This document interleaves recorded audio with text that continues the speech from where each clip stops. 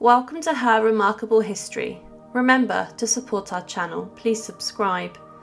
The Forgotten Illegitimate Children of Henry VIII and Mary Boleyn. Henry VIII is remembered mostly in history for being a king who had 6 wives, and also executed 2 of these. However, his greatest desire throughout his reign was for a son and for a male heir to pass the throne to after his death.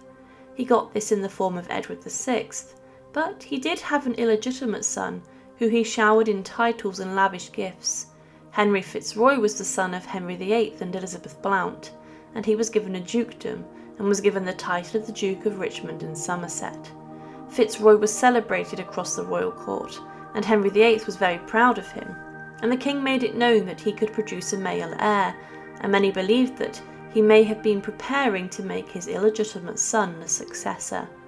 He may have even tried to legitimise Fitzroy by marrying him off to even his half-sister, the future Mary I, but the king's most famous mistress was Mary Boleyn, the sister of his future second wife. But there have been a significant amount of mystery regarding Mary Boleyn, and whether 2 of her children, Catherine and Henry Carey, were actually fathered by Henry VIII, and there was much speculation and gossip about the fact Henry VIII may have been the father of these 2 Boleyn children. But what is the story of this? Mary Boleyn was the older sister of Anne Boleyn, the second wife of King Henry VIII, and she was a woman who it's alleged had an affair with the French king, Francis, also. He referred to her as the English mare, and following her return to England in 1519, she became a maid of honour to Catherine of Aragon, Henry VIII's first wife, and it was here that she caught the eye of Henry. She was regarded as a great beauty, but after she returned she married William Carey, who was a wealthy and influential courtier of Henry VIII's court.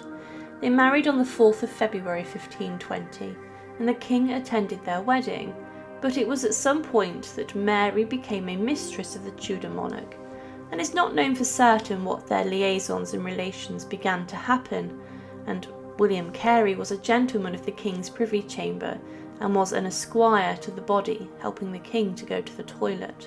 But shortly after their marriage, Mary was being courted by the king, and Mary would not have been able to turn down the king's advances. During this time, it was almost encouraged by husbands and fathers of women to try and catch the king's eye and to become his mistress. When Mary Boleyn became the king's mistress, the Boleyns were given large grants of land, and Carey, her husband, even profited, and he was given manors and estates belonging to the king. This is rather tragic, showing that fathers and husbands were happy to almost pimp out their daughters and wives to the monarchy for power, financial gain and favour. But it's believed that Mary became a mistress of the king around 1590, after his affairs with Bessie Blount had come to an end. She would marry William Carey that following year, and some historians claim that this marked the end of her affair with the king, but Mary would have her first child 4 years later, and another child 2 years after. However, there is a theory that has arisen that Mary and her husband were in a long-term and celibate marriage of convenience to cover the fact that Henry VIII was having relations with her still. She didn't conceive until around 5 years into her relationship with the king, and then 2 years possibly after gave him a son. With this, the end of the relationship Mary had with the king coincided with the first declaration that the king was interested in her sister Anne Boleyn. But there is some evidence that seems to point towards the king's involvement with Mary continuing after 1520 and during her marriage to William Carey. This circulates around a number of grants that Henry gave to William, and some historians claim that this was payment for the use of Carey's wife, or in a sense payment for sleeping with Mary Boleyn. It was said that Mary Boleyn's affair with the king probably commenced at the same time, 1522. The spate of royal grants to her, Mary Boleyn's husband William Carey, in 1522, 1523, 1524 and 1525 is also suggestive.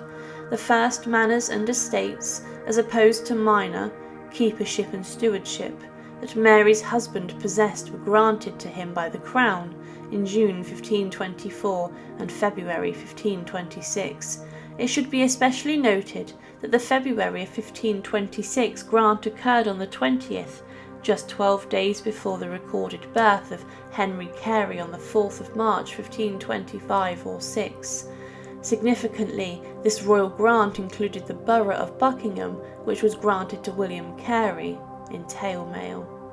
It's impossible not to be struck by the coincidence of this entailment to a male heir, just 12 days before the date of record of which William Carey's wife gave birth to a male child, said to be the king's son.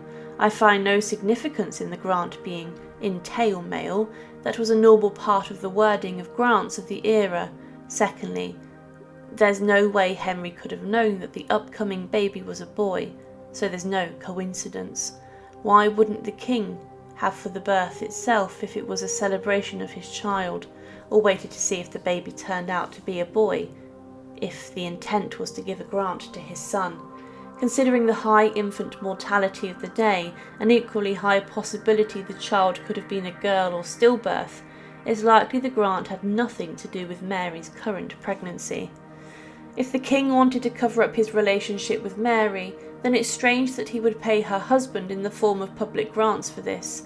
He could easily have covered this up, but William Carey at the time, Mary's husband, was a key courtier and was a favoured member of his court, and was Henry VIII's second cousin. Other courtiers would also receive grants like this, but there was much gossip at court about the paternity of Mary Boleyn's two children, Catherine and Henry Carey.